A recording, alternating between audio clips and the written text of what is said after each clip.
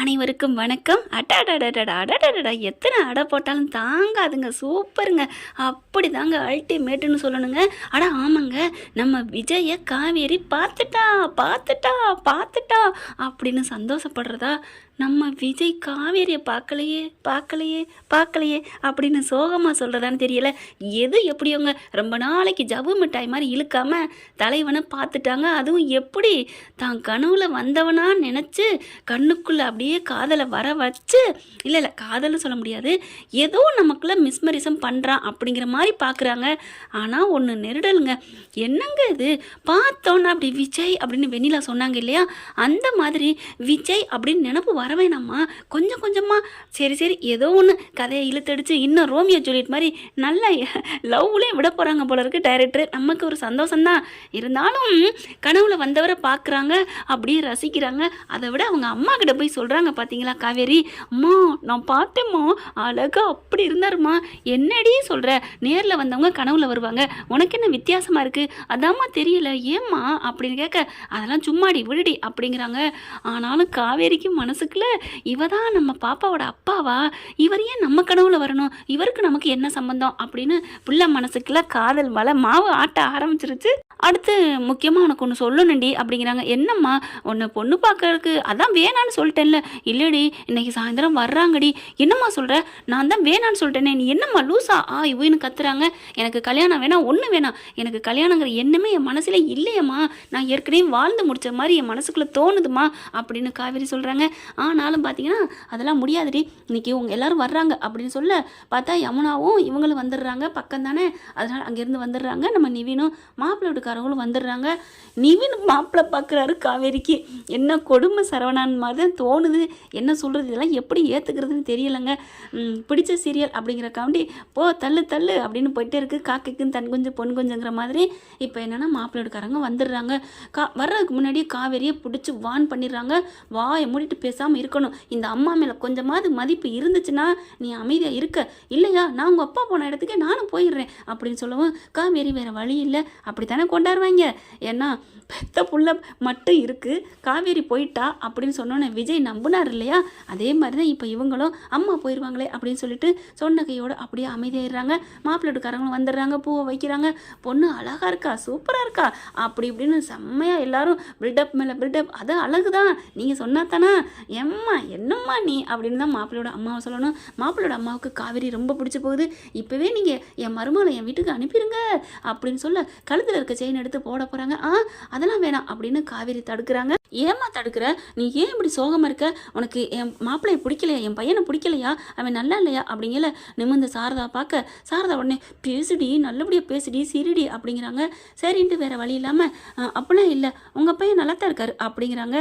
கல்யாணத்தில் எனக்கு பிடிக்கலன்னு சொல்லாமல் உங்கள் பையன் நல்லா இருக்கார் அப்படின்னு கழுவுற மில்ல நழுவிக்கிறாங்க நம்ம காவேரி. பொண்ணை வீட்டை பார்த்துட்டு ரொம்ப பிடிச்சிருச்சுன்னு சொல்லிட்டு மாப்பிள்ளை வீட்டுக்காரங்க போயிடுறாங்க.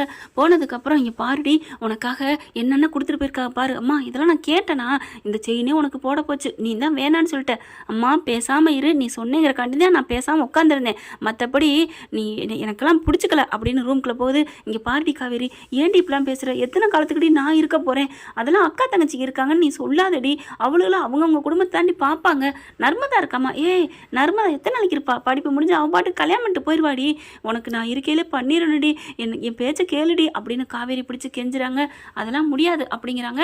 எனக்கு என்னமோ தெரியலம்மா, எனக்கு பிடிக்கல, எனக்கு அப்படின்ட்டு அந்த விஜய் ஞாபகமாக வருது.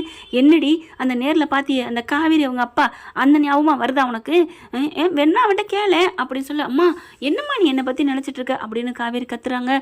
என்னங்க அதிசயம், புருஷன் ஞாபகம் வருதான் வரலையா, குழந்தை பெற்றது வயிற்றுல ஆப்ரேஷன் போட்டிருக்காங்க, இது என்ன தையல்னு கேட்டால் என்ன சொல்லியிருப்பாங்க, ஒருவேளை ஆக்சிடென்ட்டில் கிழிஞ்சிருச்சுன்னு சொல்லியிருப்பாங்களா, ஒன்றும் புரியலை. இப்போ பார்த்தா ஆனால் கல்யாணம் வேணாங்கிறதுல உறுதியாக இருக்காங்க.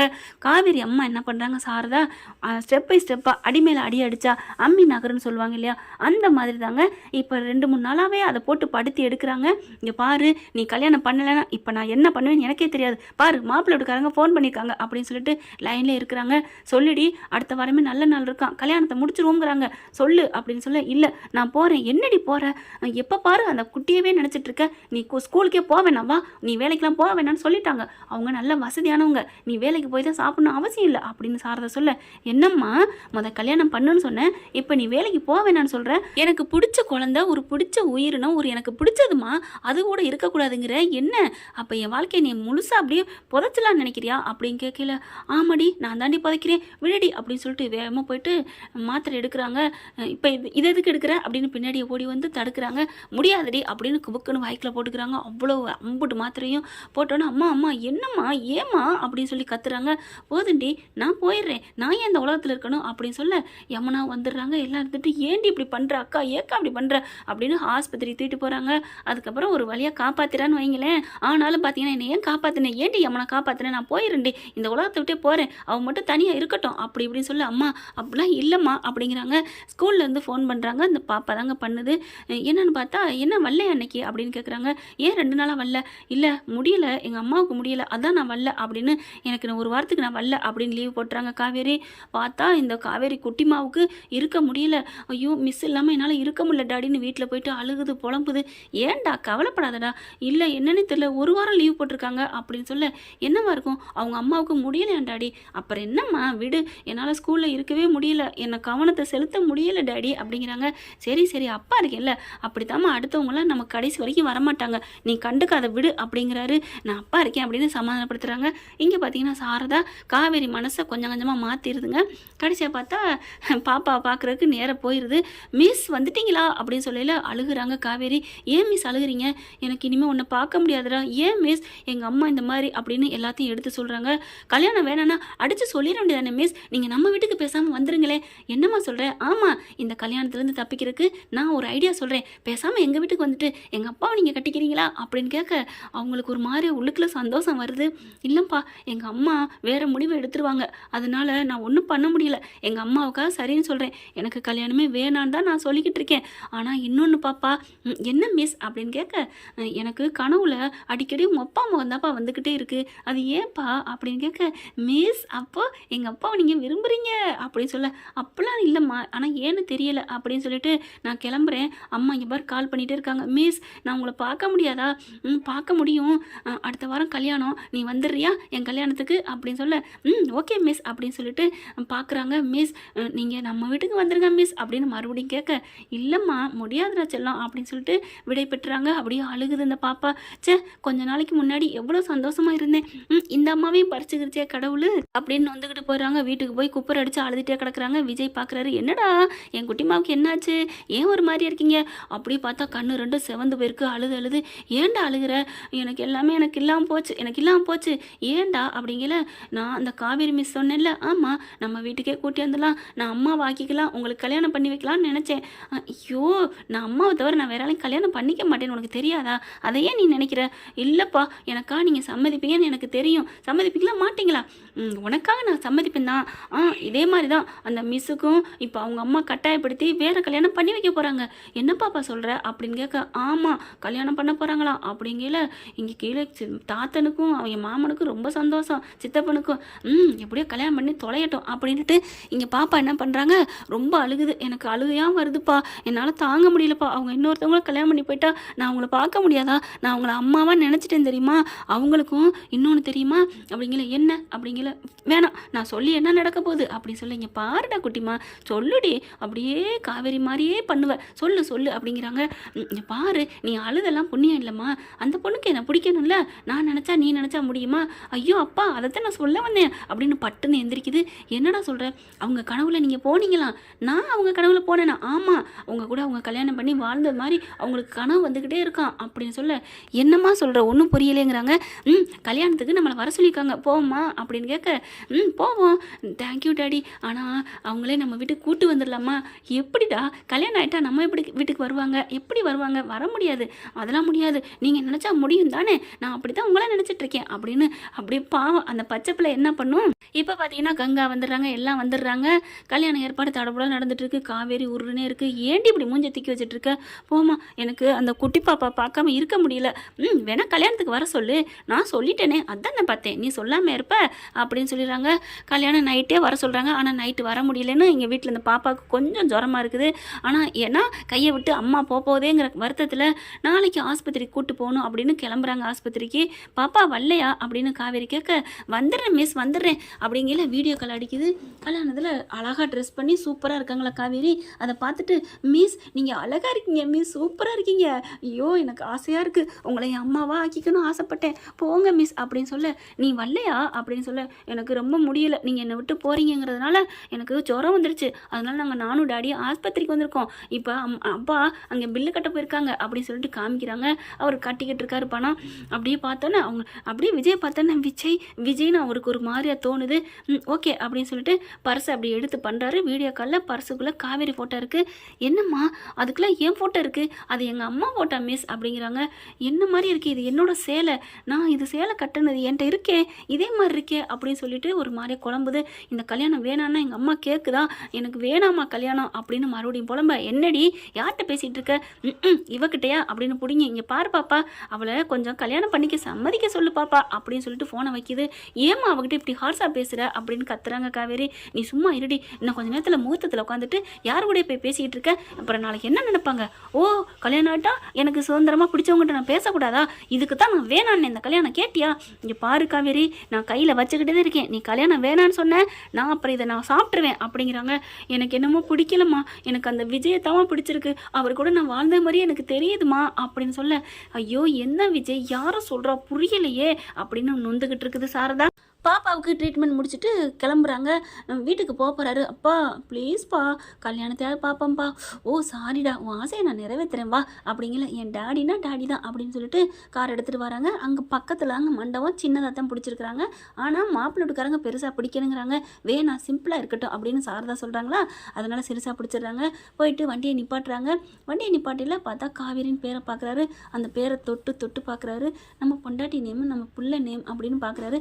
அப்பா வாப்பா உள்ளுக்க போவோம் அப்படின்னு சொல்ல, நீ இருமாங்கல என்னை தூக்கிங்கப்பா கூட்டமாக இருக்குல்ல, இதெல்லாம் ஒரு கூட்டமா அப்படின்னு தூக்கிக்கிறாரு.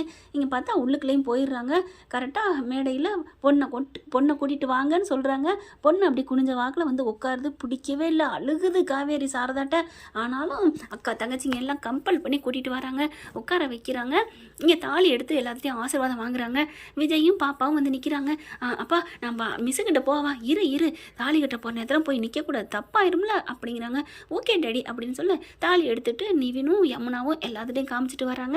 காமிச்சிட்டு வரையில் கரெக்டாக கொஞ்சம் கிட்டக்க வந்து விஜயும் நம்ம பாப்பாவும் குட்டி பாப்பாவும் நிற்கிறாங்களா, பார்க்கையில் கரெக்டாக கொண்டாந்து எடுத்துக்கங்கன்னு சொல்கிறாங்க. அப்படியே விஜய் அங்கேயே பொண்ணு மாப்பிள்ளையை பார்த்துட்டு இருந்ததுனால அதை எடுக்கிறாரு. எடுத்துட்டு ஓகே தேங்க்யூ அப்படிங்கிறாரு. அப்படியே நிவின் நிமிடுறாங்க. இவரும் பார்க்குறாரு. நிவின் அப்படின்னு சொல்ல விஜய் அப்படின்னு சொல்ல இவருக்கு அப்படியே டமான்னு ஒரு மாதிரி ஆகுது. என்ன சொல்கிறதுன்னு தெரியல. நிவின் விஜய் நீங்கள் உயிரோடு இருக்கீங்களா அப்படின்னு கேட்க, நான் உயிரோடு தான் இருக்கேன், இதில் என்ன இருக்குது அப்படிங்கல, என்ன அப்படின்னு சொல்லிட்டு என்ன கீழே போட்டீங்க அப்படின்னு தாலியை எடுத்துடுறாங்க நம்ம யமுனா. ஆனால் விஜயை பார்க்காமலே அதை எடுத்துக்கிட்டு என்ன நிவின் அப்படின்னு அவங்க வாட்டு போயிட்டே இருக்கிறாங்க. போய் கொண்டு போய் ஐயர்கிட்ட கொடுத்துட்றாங்க. இவருக்கு நிவினுக்கும் பேச்சு வரல, விஜய்க்கும் வரல. அப்படியே வாய் அடைச்சி போகுது. நீங்கள் எங்கே இருக்கீங்களா, யார் வீட்டு கல்யாணம் அப்படின்னு சொல்லிட்டு இருக்கீங்கள பார்க்குறாங்க. பார்த்தா அப்படி திருப்புறாரு நிவினை. இப்படி திருப்ப தாலியை கொண்டு போய் மாப்பிள்ளைகிட்ட கொடுக்க, அப்புறம் கரெக்டாக காவேரி அப்படி கொஞ்சம் லைட்டாக நிமிடுறாங்க. அப்படியே ஒரு சாடையில் அப்படி திரும்புகிறாரு விஜய். திரும்பிட்டு நிவின் அப்படி தலையை குனிஞ்சிட்டு பார்க்குறாங்க காவேரி. எப்படி இருக்கும் விஜய்க்கு பார்த்துட்டு, நிவின் காவேரி அப்படிங்கிறாரு. ஆமாம் காவேரி தான், உங்கள் காவேரி தான் அப்படின்னு சொல்லி, ஏன் காவேரியா அப்படின்னு காவேரி அப்படின்னு கத்துறாரு. அப்படி தாலியை கொண்டு போயிடுறாங்க. கிட்டக்க காவேரி நிமிர்ந்து பார்க்குறாங்க. விஜயும் நிவினையும் பார்க்குறாங்க. நேருக்கு நேராக ரெண்டு பேருமே விரும்பினவங்க தான். இருந்தாலும் விஜய்கிட்ட தான் கண்ணு போகுது. குட்டிமாக்கிட்டையும் போகிறாங்க. மிஸ் அப்படின்னு சொல்லிட்டு கத்துறாங்க. கத்துறங்கயோட இறக்கி விடுங்க அப்படின்னு ஓடிடுதுங்க. இவர் தாலி கட்ட போயில, கட்டுங்கப்பா அப்படின்னு சொல்ல போகிறாங்க மாப்பிளோட அம்மா. ஆனால் சாரா இருந்துட்டு இருங்க தம்பி அப்படின்னு சொல்லிட்டு விஜயை பார்க்குறாங்க. காவேரி பார்க்குது. தம்பி விஜய் அப்படிங்கிறாங்க. விஜய்னு கூப்பிட்டகையோட காவேரிக்கு ஒரு மாதிரி ஆகுது. விஜய் அங்கேருந்து பறந்தடிச்சு ஓடி வராரு. காவேரி அப்படின்னு சொல்லிட்டு வேகமாக வந்துட்டு, என்ன நடக்குதுங்க அப்படின்னு சொல்லிட்டு, காவேரி எந்திரி, என்ன நீ கல்யாணம் பண்ணிக்க போறியா என்ன காவேரி அப்படின்னு சொல்லி தூக்கிடுறாரு மாப்பிள்ளை. அவங்க வீட்டுக்காரவங்க என்னம்மா யாரும்மா இவர் அப்படிங்கல. சாரதா என்ன பண்ணுறாங்க, கொஞ்சம் பொறுமையாக இருங்க கோச்சிக்காதீங்க அப்படின்ட்டு, தம்பி நீங்கள் உயிரோடு இருக்கீங்களா அப்படிங்கிறாங்க. உயிரோடு இருக்கீங்களான்னு ஏங்க எல்லாரும் என்ன கேட்குறீங்க, நான் உயிரோடு தான் இருக்கேன், நான் இல்லைன்னு யார் சொன்னா அப்படின்னு சொல்ல நிவின் வந்து பொறுமை பொறுமை ப்ரோ அப்படிங்கிறாங்க. காவேரி ஏன் பேசாமல் நிற்கிற, நான் உன் விஜய் காவேரி அப்படிங்கிறாங்க. அவளுக்கு சுயநினைவு அந்த ஆக்சிடெண்ட்லேயே போயிருச்சு ப்ரோ அப்படின்னு விஜய் சொல்ல, நம்ம நிவின் சொல்ல உடனே என்னது அப்படின்னு சொல்லிட்டு தூக்கி வாரி போடுது. அதான் என்னை பார்த்துட்டு ஒரு மாதிரி கண்டுக்காமல் இருந்தாளா, ஸ்கூல்லே என்னை பார்த்துட்டேன்னு என் பொண்ணுக்கிட்ட சொல்லியிருக்கிறா, ஆனால் அப்பவும் என்னை பார்த்துட்டு ஓடி வரலையே. விஜய் காவேரி பார்க்குறாங்க. அதான் நீ இப்படி நிற்கிறியா காவேரி, எனக்கு தெரியல காவேரி, நான் ஓ விஜய் காவேரி அப்படின்னு சொல்ல, அப்படியே விஜய் என்ன பண்ணுறாரு, கிட்டக்க போகிறாரு, தொடுறாரு. என்னம்மா நடக்குது அப்படிங்கல. இருங்க உங்களுக்குலாம் பொறுமையாக சொல்கிறேன், இவர் தான் என் மாப்பிள்ளை காவேரியோட புருஷன் அப்படிங்கிறாங்க. என்னது அப்படின்னு சொல்லிட்டு மாமியாக்காரிக்கு தூக்கி வாரி போடுது. என்னங்கம்மா கல்யாணம் ஆகி என்ன எத்தனை வருஷம் ஆச்சு, கல்யாணம் ஆனதை மறைச்சா எங்கிட்ட கட்டிக்கிட்டீங்க அப்படி சொல்ல, இல்லை மாப்பிள்ளைகிட்ட சொல்லிட்டோம் அப்படிங்கிறாங்க. மாப்பிள்ளைக்காரன் அவனுக்கு என்ன தெரியும், பொண்ணு அழகுல மயங்கிட்டானோ அப்படி இப்படின்னு கத்துறாங்க. அம்மா அப்படிங்கிறாங்க. குழந்தைய தூக்கி கொடுக்குறாங்க. இந்த குழந்தை அப்படிங்கல என் புள்ள காவேரியோட புள்ள அப்படின்னு சொல்ல, மாப்பிள்ளையோட அம்மா இருந்துட்டு, ஓ புள்ள பத்தவளையும் எங்கள் தலையில் கட்ட பார்த்தீங்களா, அப்போ இந்த செருகடிக்கு ஆசை ரோகிணி கதை மாதிரி தான் இருக்குது, அவளுக்கு உங்களுக்கு என்ன வித்தியாசம் அப்படிங்கிற மாதிரி பார்க்குறாங்க. சாரதா ஐயோ மன்னிச்சுக்கோங்கம்மா, எங்கள் கதையில் நடந்ததே வேற அப்படின்னு சொல்லிட்டு எல்லாத்தையும் சொல்கிறாங்க. அந்த மாப்பிள்ளை வீட்டுக்காரங்க கல்யாண வீட்டுக்காரங்க எல்லாத்துட்டையும் சொல்லி முடிச்ச மாதிரி ஆகுது. கடைசியாக காவேரிக்கு எல்லாம் தெரியுதுங்க. ஐயோ அப்படின்னு தலையை சுற்றி கீழே விழுகிறாங்க. அதுக்கப்புறம் என்ன, நம்ம தலைவர் தாங்கி பிடிக்கிறாரு. அம்மா அம்மான்னு சொல்லி இந்த பிள்ளைய அழுகுது. இதுதாம்மா அவன் அம்மாங்கிறாங்க. இவன் என் பேத்தியா அப்படின்னு சொல்லிட்டு சாரதா கட்டி பிடிக்கிறாங்க. அதுக்கப்புறம் மாப்பிள்ளை வீட்டுக்காரவங்க ஒன்றும் பண்ண முடியல, பாவம் பிரிஞ்சவங்க சேர்ந்துட்டீங்க, அதனால நாங்கள் கிளம்புறோம் அப்படிங்கிறாங்க. இல்லைங்க இருங்க ஒரு நிமிஷம் அப்படின்னு சொல்லிட்டு விஜய் சொல்கிறாங்க.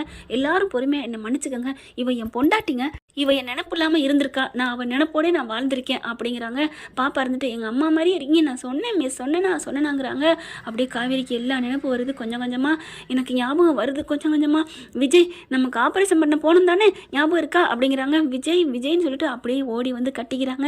எனக்கு எல்லா நினைவு வந்துருச்சு விஜய் அப்படின்னு சொல்லிட்டு பார்த்தா நிவினுக்கு சந்தோஷம், அம்மனா எல்லாருமே சந்தோஷம் அடைகிறாங்க.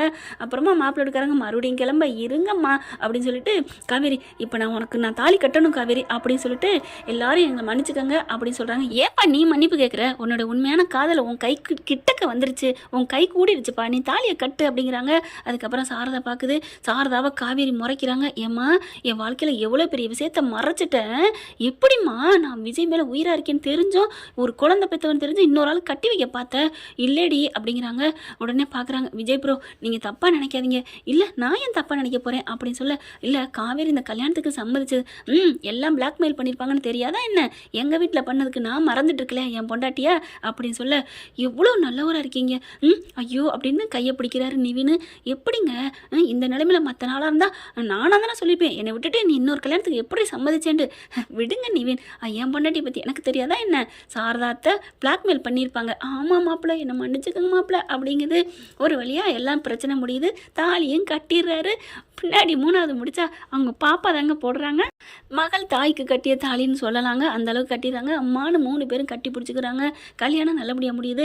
எல்லாரும் வயிறார மனசார சாப்பிட்டு போங்க அப்படின்னு சொல்கிறாங்க விஜய். எல்லாரும் சாப்பிட போயிடுறாங்க. மாப்பிள்ளை வீட்டுக்காரங்களே சமாதானப்படுத்துகிறாங்கன்னா பார்த்துக்கங்களேன். என்ன ஃப்ரெண்ட், இப்படி போனால் நல்லா தானே இருக்கும். பார்க்கலாம், இது நம்மளோட கற்பனையில் விளைந்த முத்து சிதறல்கள். இந்த வீடியோ உங்களுக்கு பிடிச்சிருந்தா தயவு செய்து லைக் பண்ணுங்க. இன்னும் அப்டேட்ஸ்க்காக சேனலை சப்ஸ்கிரைப் பண்ண மறக்காதீங்க. நம்ம கிட்ட இருக்க எல்லா சேனல்ஸோட லேட்டஸ்ட் வீடியோ அப்டேட்ஸ்க்காக மேல ரைட் சைடுல காட்டுற லிங்கை கிளிக் பண்ணி வாட்ஸ்அப் குரூப்ல ஜாயின் பண்ணுங்க. உங்களிடம் விடைபெறுவது நான் உங்கள் மெஹர்.